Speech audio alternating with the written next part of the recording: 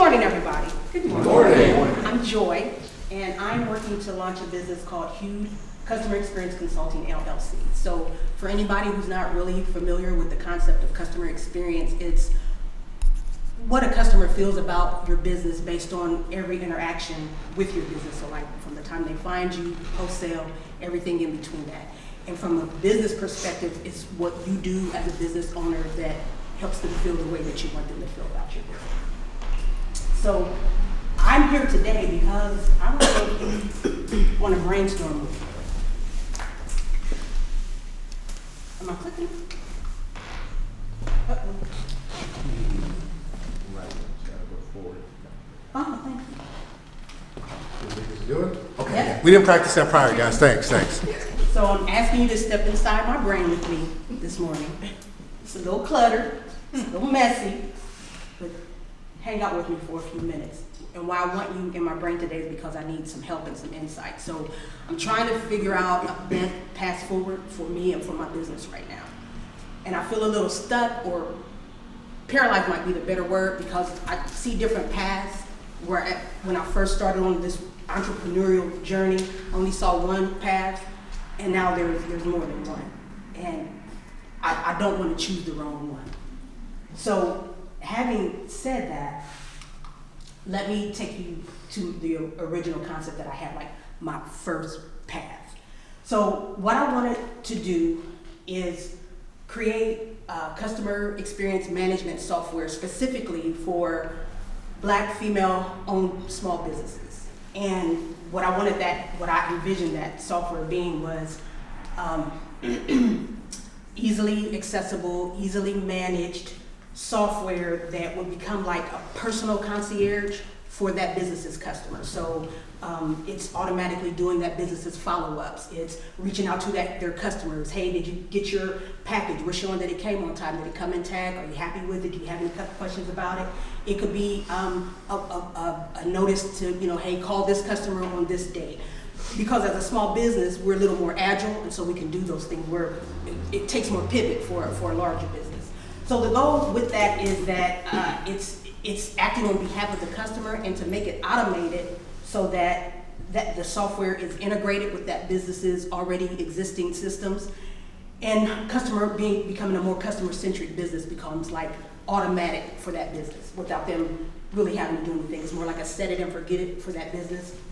And so when I shared that concept, it's like, okay, cool concept, but why just Black women? So for me, I don't know if you can tell, but I'm Black and I'm a woman, and I see the struggle that a lot of us have in starting, launching, and scaling the business. So from anything from limited resources, this is 2023, this isn't a secret, we all know this. Black women start businesses at a faster rate than any other segment of the population, but a lot of us don't see our businesses to maturity. So like I said, lack of resources, limited access to funding, institutional biases, just a drop in the bucket. So when you add that to challenges of just running a business by yourself, and you're doing all of the things, and then you add to that stressors from outside of the business, inside of a Black woman's body, it's a lot. So sometimes the customer experience is going to lag a little bit. So my big why are these things here. What I mentioned about the statistics and the struggle, and because I wanted to find a way to kind of help fill in that gap and being a part of the change that I wanted to see. So on a personal level, in our community, it's kind of like a running inside joke that, for some of our business, not all of them by any stretch of the imagination, but some of our businesses where the service isn't quite as stellar as you would like it to be, it started getting irritating for me and becoming a source of contention for me. So I was like, it doesn't have to be that way. There could be a way that we can change that, and that's what the goal of this is. So I pitched that idea to a tech exploration camp, and the feedback was like, it's a good concept. However, this was on the left side, this was the panelist feedback. It's not a scalable business model as is, like just Black female small-owned businesses. So for it to be Dang, is that 5 minutes already? For it to be a broader audience. Take your time, Joey. Thank you, sir. For it to be a broader audience, I needed a broader audience for best chance of revenue. And then on the flip side, I spoke with someone outside of the tech camp, and it was a business advisor, and she was saying, go for it, but realize that the profit margin is probably going to be low.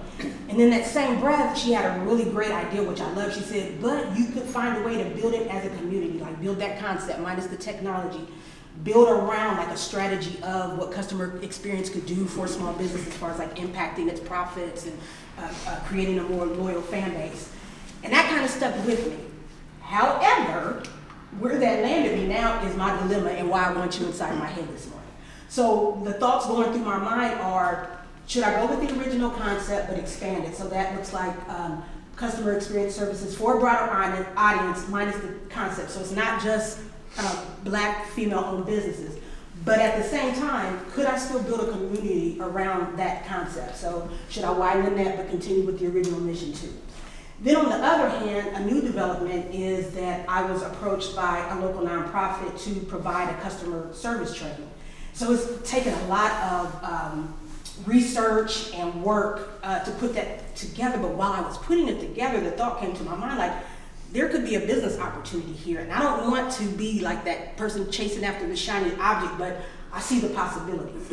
So just wondering, like, should I move in a totally different direction? So it would be leveraging the request to provide customer service training for an established nonprofit where I would lean into customer service training, but anchor it in customer experience, because that's what I'm doing with this particular training. So what that looks like for all of the visual people in the room, I'm looking at a path A, which is go with the expanded original concept. And that's, in my brain, I see the Hued CX community. I'm not really sure, but I think, I'm still researching who my target base would be, but I think it's gonna lean more towards Black women in e-commerce. The alternative would be Black women who have service-based businesses. Path B is leveraging the opportunity with the established organization to provide customer service training. So what that would look like is me becoming a vendor, applying for certifications, and either finding a way to host live, to conduct live customer service trainings, or house them online. So I'm kind of experimenting with housing it online. I'm creating it on a platform now, so I want to see how that works. And then, this just in, the concept that I pitched at the tech boot camp, I just found out that it got passed through to go to the next phase, which is their customer experience lab. That's where you find your customer base and find out if your concept is a good fit for the market. So that introduces a third path, which is path C, and that's my Dare I Dream path. And that path is where I just create a business model that embraces all three concepts. So you can see it here. I'm looking at path A, where I'm pursuing that community-based a business model. I'm pursuing leveraging that customer service training opportunity.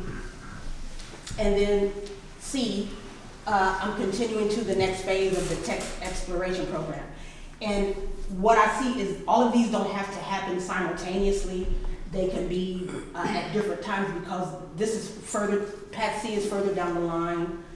This is something that I'm experimenting with, and path A is something that I can start working on right away. So with all that said, here's my ask. I just want your insight today. What makes sense? What doesn't? I'm all ears. Thank you.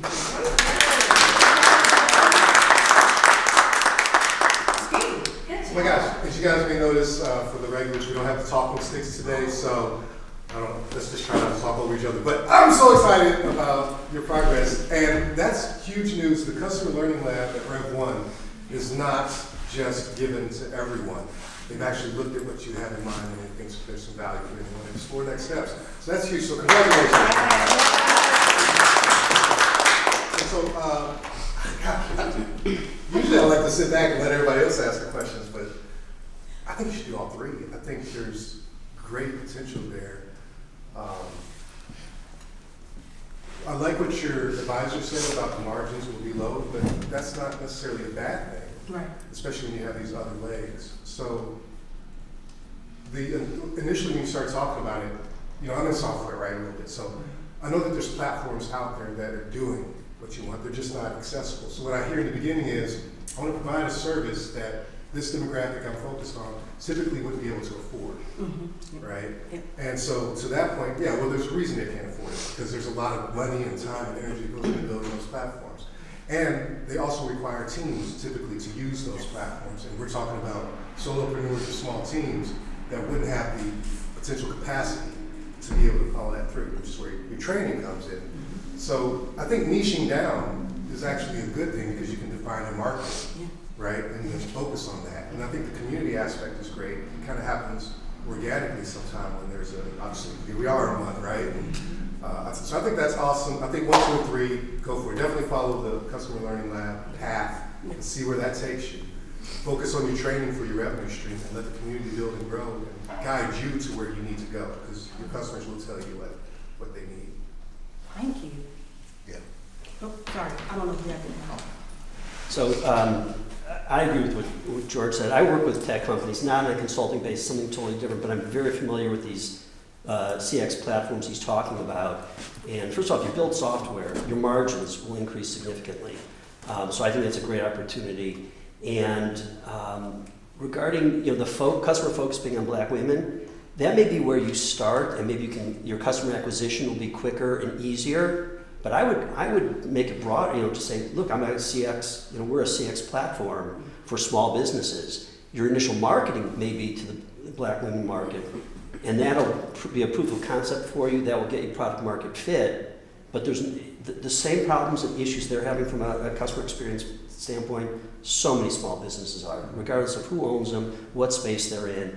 And so it's a much broader market for you, which gives you opportunity to grow and scale. So I encourage you. 2 I'm not so familiar with. I think that's if you have the time, because trying to take on all 3 will be a significant task, and I don't know how much support you have and how much bandwidth you've got from an individual and team perspective. But they're great opportunities. I would focus on 1 and 3, and if 2 can fit, do that too. Thank you. I'm going to first say it's a great idea. All 3 of these options that you have are actually your roadmap, and from my perspective, because if you start with an established community program to do the training, you can refine it, make it where it's actually usable, and when you're done with those, you have use case. You can say that this works. Now, going with the angle with the Black women and Black entrepreneurs, you're solving a problem. So you'll have proof of a concept by going through the established programs, like say something like CUL. Just for an example, I'm not promoting them or anything, but once you've got that together, it doesn't even have to have all the technicals in the software, you just have your principles. Then you can then scale it to the next level once you have the proof of concept. When you move into launching it, then the software development, all that can come behind that. But I say that specifically because I was looking to launch something new, and the issue was if my eyes were bigger than my stomach. So when I first looked at my first financial projection, there's no way I could have raised the capital for that. So thank goodness I had a good coach who said, scale it down and start with proof of concept. Because when you tell me what you say, it gets me excited, but you can't prove it because of where you are in the process. So I'm saying all this to say that I have the luxury of being on the outside looking in at this, but if you use it to create a timeline, to create a roadmap, starting with creating a program for the youth that shows them how to give them access to learn these things, because that's the reason why we're having a lot of that issue, because the people don't have access to the capital. Somebody mentioned that before. They don't have the money to afford the programs. Ski mentioned that, and then my gentleman over here mentioned that once it's developed, the software is already done. So you can use a pre-established program to create the use case. You can prove it. Then your demographic, which is the women, you're solving a problem. But then you can prove to everyone, like, look, this is a program that had the highest entry level, but the smallest success rate. I fixed it by this much %. So when you come to the third step, they're going to be throwing money at you because those programs exist, but nobody's been able to solve this problem yet. Thank you.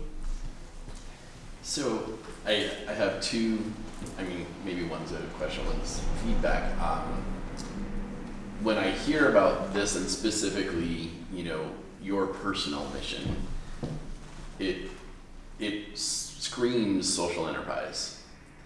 And when you own what it means to be a social enterprise, then you have different opportunities and also choices. So for that aspect, you could wrap this in a 501c3 and find yourself grant funded, which will allow you to launch and experiment and then define your brand. I also have experience. I used to work for the Small Business Development Center in California, and I created a workshop on customer service, but we realized really early on that no one would show up for something that said customer service. So we called it Mariposa Cares. And no one wants to raise their hand and say, I'm awful at customer service. You know, so there's a partial stigma in even labeling it and such. So I feel like it's just important to, when you lead out with your brand, especially if you were a social enterprise wanting to achieve, you know, move the needle in a social way, like find a brand that doesn't add a layer of stigma, you know, but it creates the opportunity and the vision rather than, you know, kind of energetically digs the hole. So just a thought. Thank you. Sure. I have one request followed by a comment.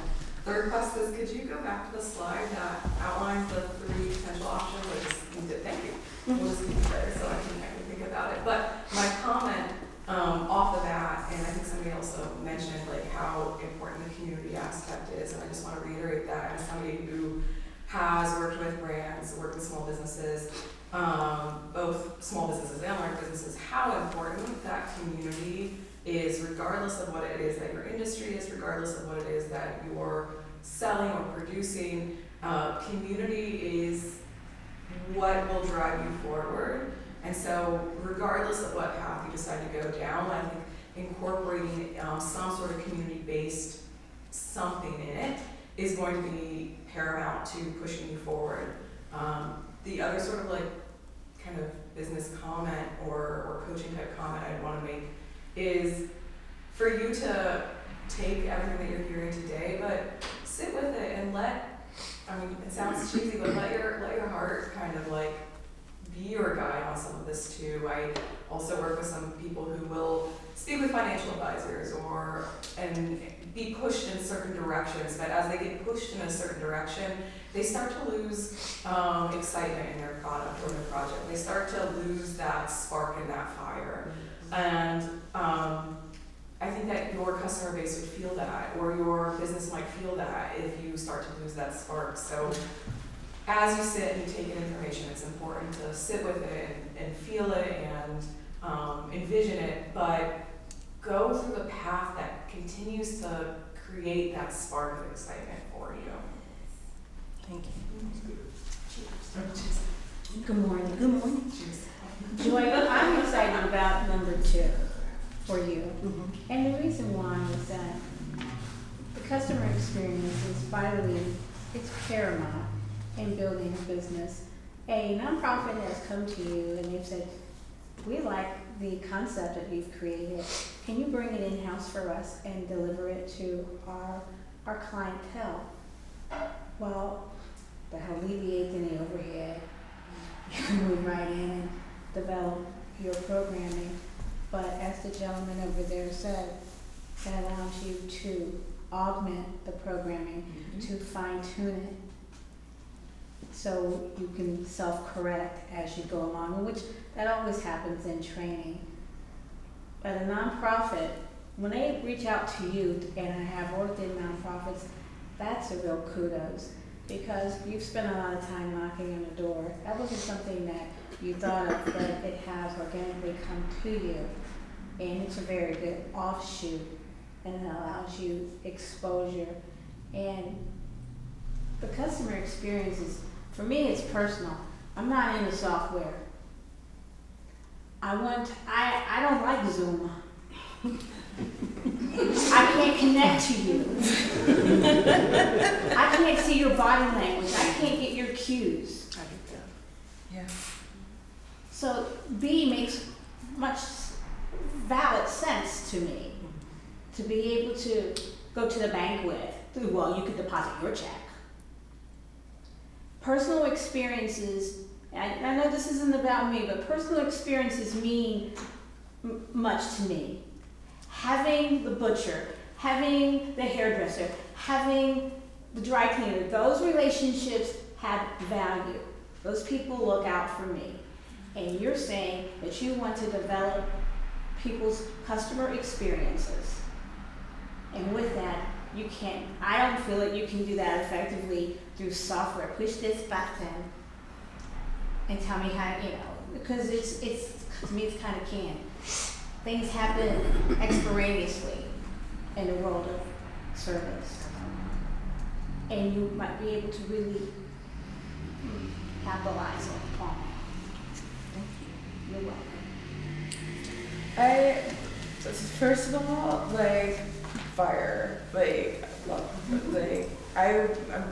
I would be a client because, just yes. And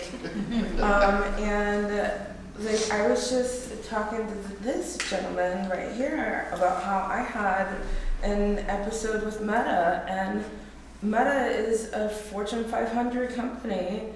I experienced fraud of $6,000, and there's no way to connect with them. There was no chat, there was no phone number, there was nothing. And it's on purpose. But at the end of the day, the companies that are going to win are going to be the companies that connect with people. Because people are going to get sick of not being able to connect with the individuals that are providing them services, period. If there's a problem, you need to be able to reach out and get that problem resolved, period. And the community base, you Black women, we got you. As soon as you ignite us, we will be there to support you, period. Because this has been such a royal pain in the rear that we will just have you. This lovely woman was saying in the front row, gorgeous. Use path B to facilitate path A, and then goes through with 3, and just kill it. Because use 2 to figure out everything that you have to do to sharpen your razor with 1, so that you can go with 1 through to 3 and kill it. Because you have all the things right here.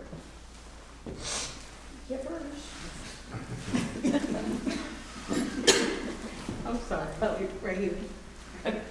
I love it. I love your concept. I love all of it, and I think it's just, I'm excited about it. So, if I were to think about what I would do path 2, and then I would do path 3, and then I would do path 1, in that order. Because path 2 can help you basically, hone those skills and those relationships and all of that stuff, and you can see how you feel about it too. And then also path 3 can help clarify path 1 a little bit more. And then once you're doing 2 and 3, 2 and 3, 2 and 3 back and forth, then you'll have a better direction about what do I really want to do with all of this. And it just takes patience. It's like you're not going to know overnight It's just gonna take a lot of patience Tell me and, about it. you know, I know in my entrepreneurial journey, it's just like, just takes a lot of patience, you know, to kind of stick with it all, and it's always happening like a little bit slower than I want it to, or that I think it will, but that's what I'd say. Did I say, I'm sorry, did I say thank you, sis? I'm sorry. Thank you. I had a quick question for clarity. In path 2, is that you being consumed by the nonprofit and you just functioning as a part of it? Or is that you maintaining your own distinct entity as a vendor of services to the nonprofit so that you can still do whatever you want with your business? I'm actually meeting with them next week to clarify that, because the communication so far has been emails. And, you know, things get lost in translation. Point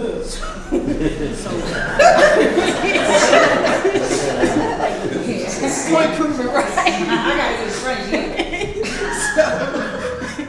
So I'm gonna sit down with them, because in some of the emails, it sounds as if there's, you know, ongoing work.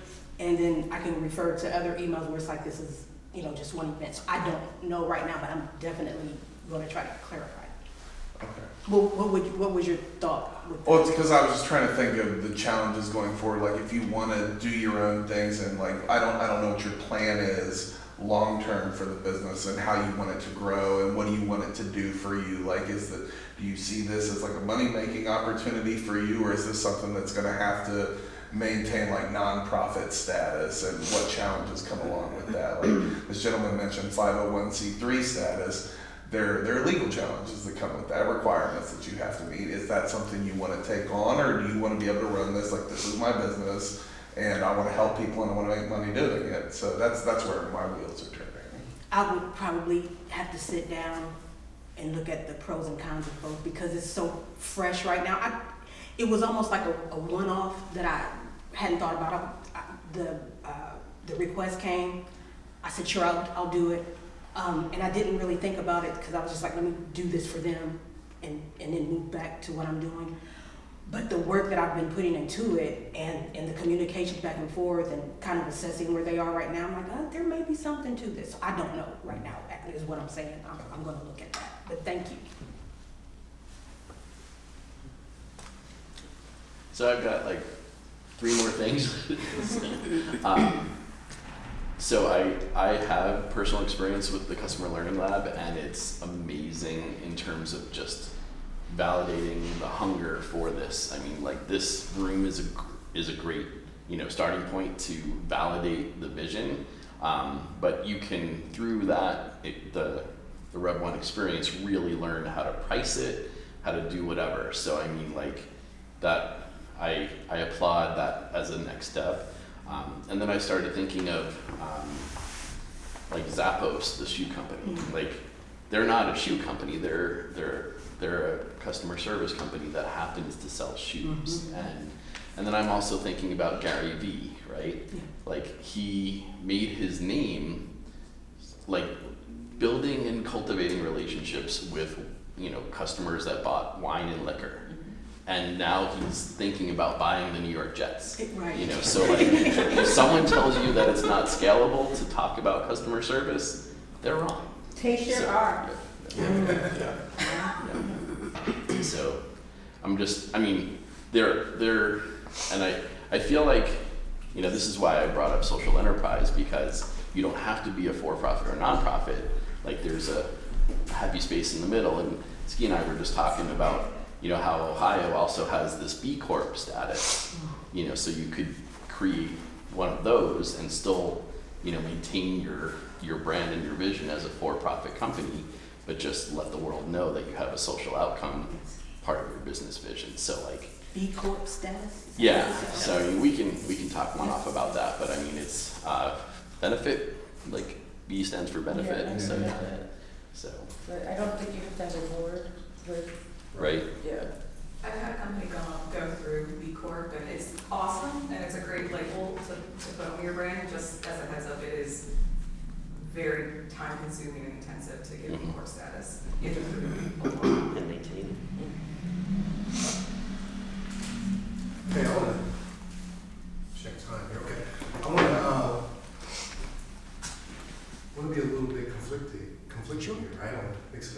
So thinking about the Rev 1, so that, and then also thinking about formation, right?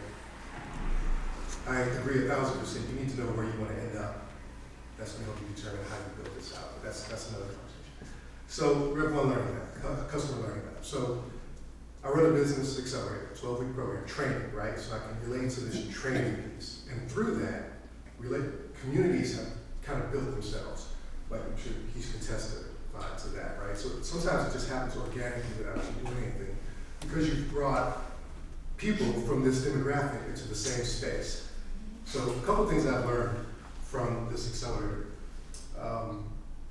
In person is critically important for me. I'm big on engagement, right? And I think we've seen the success we've seen because of that in person. As a matter of fact, in the spring of this year, we tried doing an in-person and an online at the same time.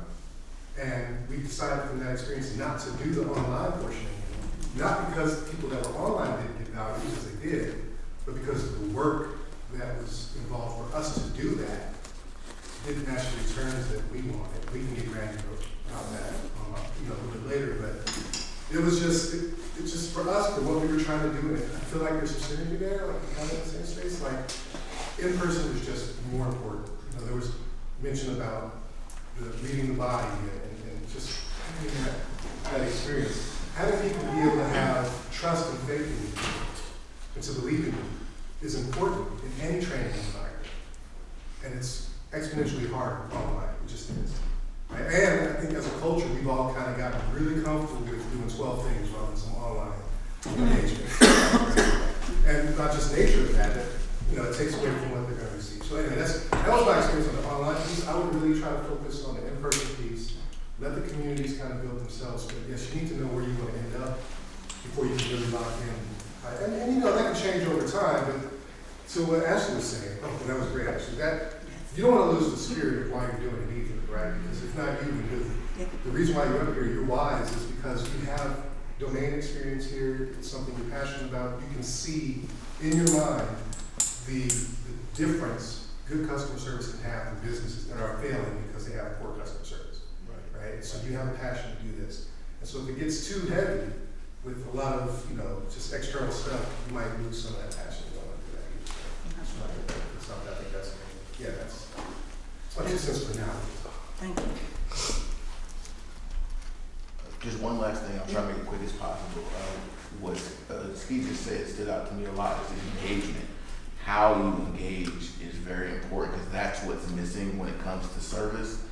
Because when you first buy something, you're excited about the product, but then if you're rubbed the wrong way about the checkout process in your software or the follow-up process in your software, or if you want to go with more in-person based, how are you going to tune that experience? Because it's like the Starbucks feeling. It's like sometimes I go into Starbucks and I feel great, but sometimes I feel bad. The customer service, I don't order here often. I don't know how to make my order, but I can tell you what I like.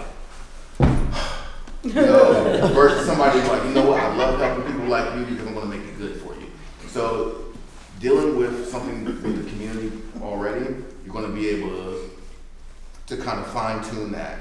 And the way that you spoke, I can tell you pay attention to detail from head to toe by the way you dress. So you want to be able to hit that vertical slice of the Gen Y and us millennials and Gen X people, that blend, but also be able to bring in the people that are the boomers to make them say, you know what, I was able to go here and get what I wanted without having to get online, without having to send an email, or if I did have to do it, the person that I spoke to gave me an experience that they owned, and it wasn't like I had to own it. I didn't have to correct them. They asked me questions so that we can have the correct outcome.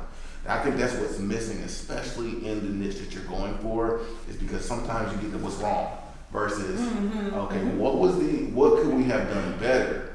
So that training, not only for those young people, will give you the ability to test, tune, and then when you develop your software, if you meet the right developers, you can then have that be implemented. Sorry, I was wrong. No, that's great. Everything he had to say, both of these two gentlemen, they're talking about our lexicon, the vernacular that we use.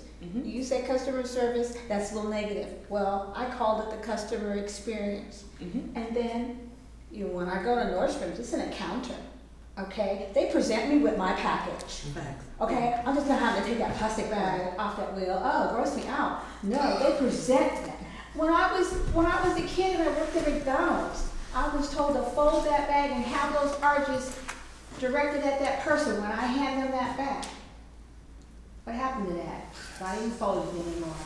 You know, it's an encounter, and there are times when I will say to a person, "Thank you very much for this encounter. You exceeded my expectations." And that's what you're wanting to do with your demographic.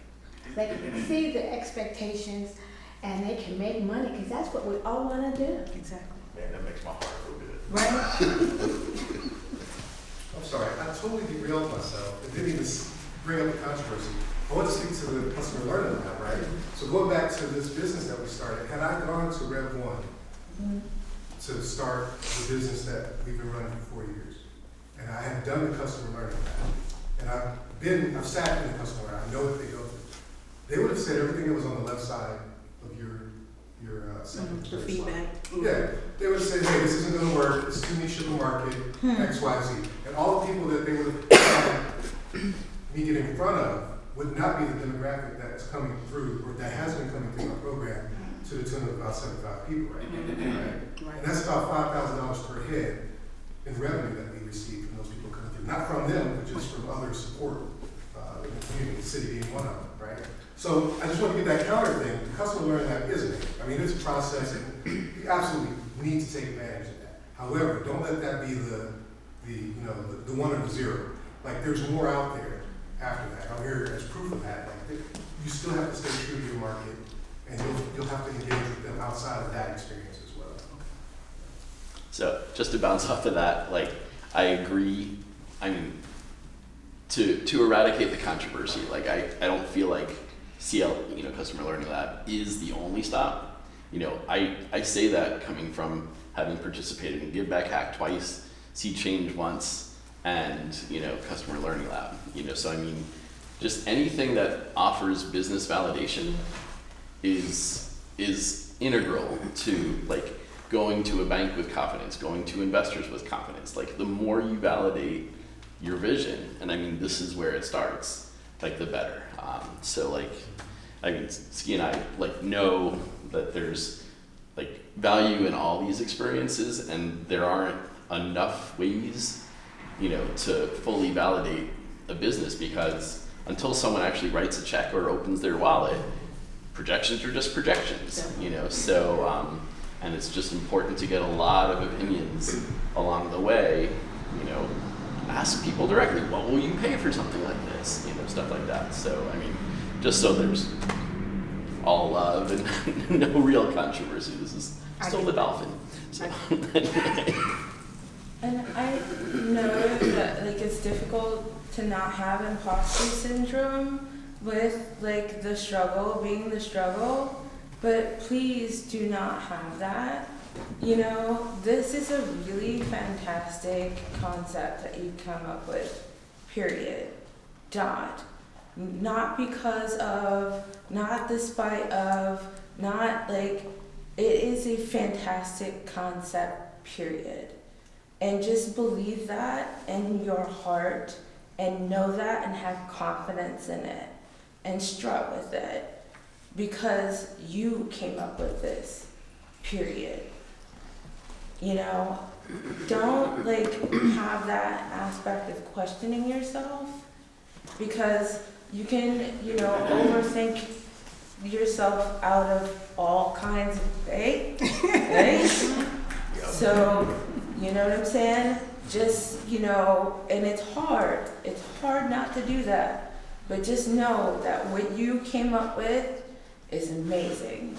So, you have directions here for a reason, and just sit with that,